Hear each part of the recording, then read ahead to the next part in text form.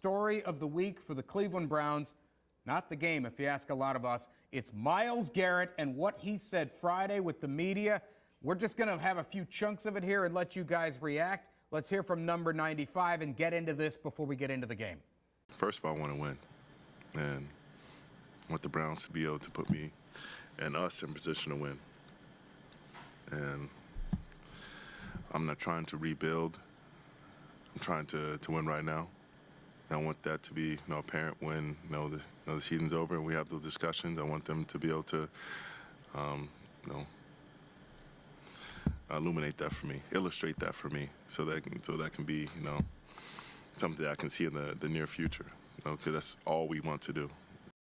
All right, Reggie Langhorne, Josh Cribbs, you guys, that's part of what he had to say. What do you guys think here, Matt? In a labored man's of words, I need to see what you guys are going to do this offseason to get some players and what changes are going to be made, because I expected to win.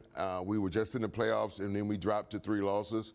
And if you guys haven't figured out exactly how you're going to get this done, then I might want to consider moving on somewhere else. And I don't blame the guy for that. Not at all. He has the right to. Not at all. Who else would have the right? And is this a bad move where players are their own entities? Right? This is a business decision, right? They'll treat him as a business decision. So he's treating the league and the Browns right now as a business decision. Look, can we see your plans?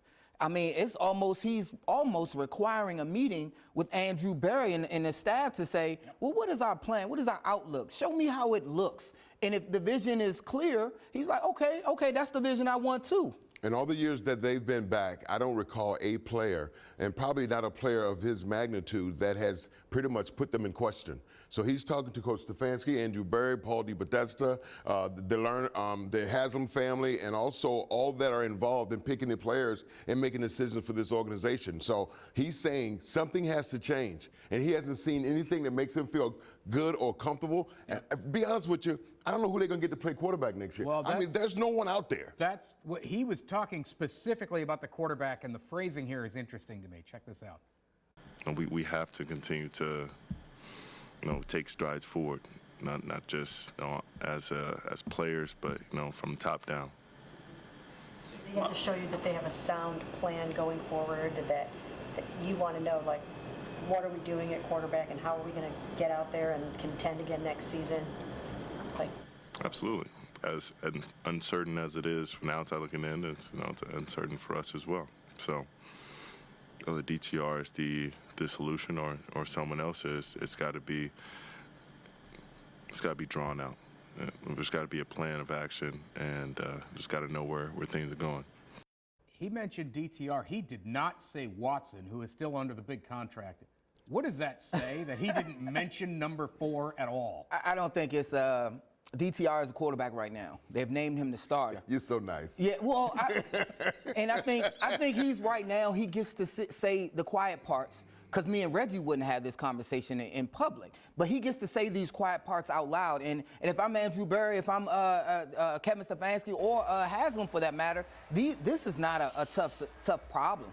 This is just a meeting that you can have in front of your team, outlining what the plans are, getting a valuable quarterback that's viable, that's efficient, that's top. Whoever that may be, they can have this meeting in the draft room and say, these are the characters we have. Because one other guy who's up, I think, would be Kirk Cousins. Right. That's a landing spot for the Browns. But that's something that they can say, hey, we're looking at Kirk Cousins. We're trying to develop Deshaun. We're going to bring these guys in. And if that's the plan, go ahead and share that with your team. That shouldn't be a problem at all. I agree. I sit here and I'm trying to figure out at this stage of a guy's career what his decision as far as leaving Cleveland.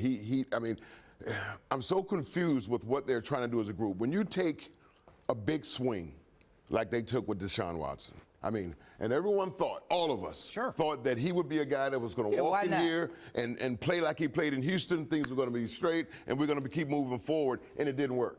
So now you hurt yourself financially. You didn't get to play from him. You lost draft picks. You don't have a quarterback next year. You're going to lose players. Time. You just set us back 2.5, 3, 4 years, and now we don't even have a solution because there's really no one out there, and you might not have the money to get the guy that might be good enough to continue with what you're trying to do successfully here. We talked about Myles Garrett's his play, right? How much he has left in the tank. This could be a dig, and I don't want to say it, this could be a dig at their notion that Deshaun Watson is the starter next year, right? Does he not believe, does he not believe that Deshaun is that guy? So maybe he's saying, what is the plan, guys? Yeah. Let us know. Let me know so I can decide what to do with my career. I'm not going to ever say that Deshaun Watson is not the guy to play football for another team in the NFL, but what happens with this system and Deshaun Watson does not work. That is a fact.